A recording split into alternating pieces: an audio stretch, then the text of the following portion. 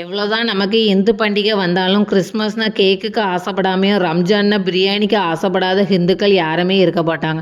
அதே போல் கேட்டகரியில் உள்ளதான் நானும். கிறிஸ்மஸ் வந்துட்டுனா போதும், பக்கத்து வீட்டு அக்கா எத்து வீட்டு அக்கா பிரியாணி கேக்கு தரமாட்டாங்களா?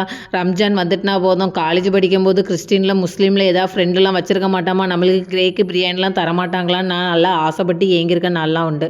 அதே போல் தான் இன்றைக்கி கிறிஸ்டின் எல்லாருக்கும் கிறிஸ்மஸ் நல்வாழ்த்துக்கள். கிறிஸ்மஸ் கொண்டாடுற என்ன போல் ஆட்கள் எல்லாருக்குமே கிறிஸ்மஸ் நல்வாழ்த்துக்கள். அதே போல் தான் இன்றைக்கி நானும் கேக் செய்ய ஆரம்பித்தாச்சு. நானும் இன்னைக்கு ப்ளம் கேக்கு செய்யறதுக்காக இன்றைக்கி எல்லா பொருளுமே வீட்டில் இருக்குது. நம்மையே யாராவது தருவாங்களான்னு பக்கத்து வீட்டு எய்த்த வீட்டு பிரியாணியெல்லாம் எட்டி பார்த்துட்டு இருக்கோம். நம்மளே செஞ்சிடலாம்னு சொல்லிட்டு நானே ப்ளம் கேக் செய்கிறதுக்காக ஆரம்பிச்சிட்டேன். இந்த ஸ்பேட்சுலா யார் தான் கண்டுபிடிச்சாங்களோ தெரில, கிண்ட அவ்வளோ உள்ளவே இருந்துக்கிடுது. நானும் எடுத்து விட்டு பார்த்தேன், கடைசியில் சரிபடாதுன்னு லாஸ்ட்டில் ஸ்பூன் கரண்டிலாம் எடுத்துட்டேன். அதுக்கப்புறம் ப்ளம் கேக் பேக் பண்ணி எடுத்தாச்சு. பேக் பண்ணி எடுத்தால் நல்லா சூப்பராக இருந்துச்சு. சாப்பிடவே நல்லா சாஃப்டாக இருந்துச்சு. தேங்க்யூ, பாய்.